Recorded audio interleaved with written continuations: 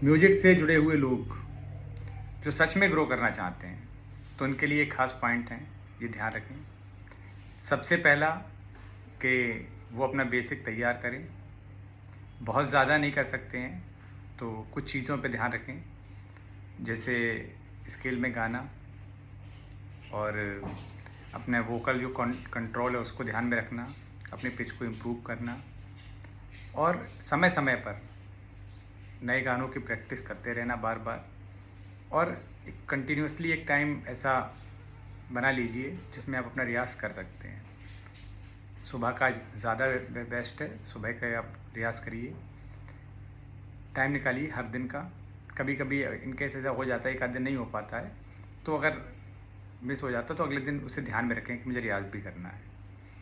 बाकी परफॉर्म करने से पहले कभी कभी आपका गला ख़राब भी हो सकता है, तो उसके लिए आप ये ध्यान रखें, अपने से पहले से प्रिपेयर रहें कि मेरे को परफॉर्म करना है और कोई ऐसी चीज़ ना खाएं जिससे आपका गला ख़राब हो। जैसे मैं बहुत सारी चीज़ों को आज भी अवॉइड करता हूँ, जैसे मैं केले मैंने कम से कम 5-6 साल हो गए मैंने केले नहीं खाए आज तक। और राइस भी बहुत कम ही खाता हूँ, जनरली कहीं मन करता है कि शोज़ नहीं है 5-7 दिन तक, तब मैं राइस खा लेता हूँ। और भी बहुत सारी ऐसे चीज़ें हैं, ठंडी चीज़ें जैसे बर्फ़ मैंने तो बहुत दिनों से नहीं खाया है, तो ऐसी चीज़ों से अवॉइड करें। ठंडा पानी, ठीक है, पानी नॉर्मल पी लें या फिर हल्का सा गुनगुना हो, वैसे तो नॉर्मल भी कोई दिक्कत नहीं है इन दिनों में, तो इस तरह का पानी पिएं। अपने गले को इम्प्रूव करे रहिए, गला है तो सब कुछ है। बाकी अगर आप कुछ रियाज़ करते हैं तो इतना भी ना कर लें कि आप अपने सारे स्वरयंत्र ही उखाड़ लें, इतना भी नहीं कि रियाज़ का भी एक वो है कि ज़्यादा रियाज़ ओवर कर लेना भी आपके लिए ख़तरे से खाली नहीं है। ठीक है, जितना आपको लगता है कि मैं कंफर्ट में हूँ इतना करूँगा, इतना सही है। उसके बाद थोड़ी देर रेस्ट लें, उसके बाद फिर गाने। और जो रियाज़ करने के बाद में भी, जब रियाज़ करते हैं उसके बाद 15-20 मिनट रियाज़ किया या आधे घंटे रियाज़ किया, 1 घंटे रियाज़ किया, जिसकी जितनी कैपेबिलिटी है उतना रियाज़ करने के बाद आप क्या करेंगे कि कुछ गाने भी आप गाइए। ठीक है, किसी भी राग पे बेस्ड गाने हों या कोई भी गाने हों जो आपके मन में आ रहे हैं, जो भी आपका मन कर रहा है, और आप गुनगुनाइए, उनको गाइए।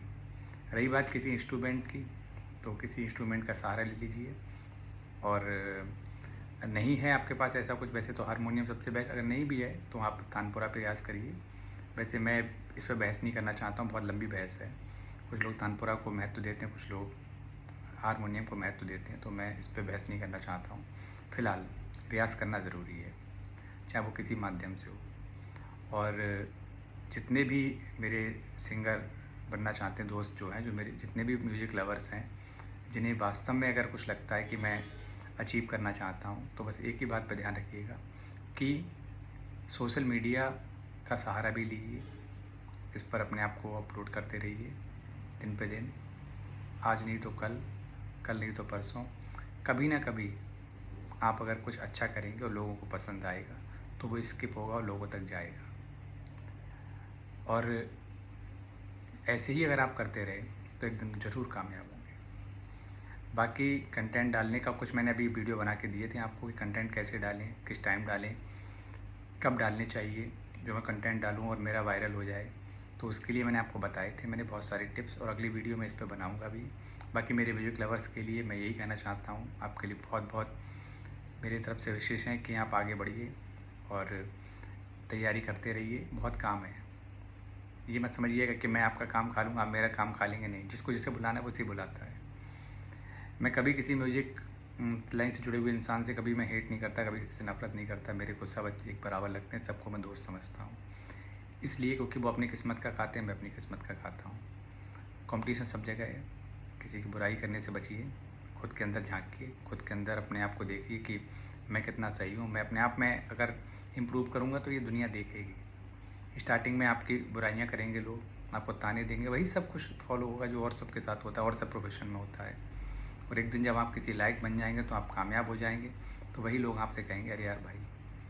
तो मैं यही कहना चाहता हूँ, मेहनत करते रहिए।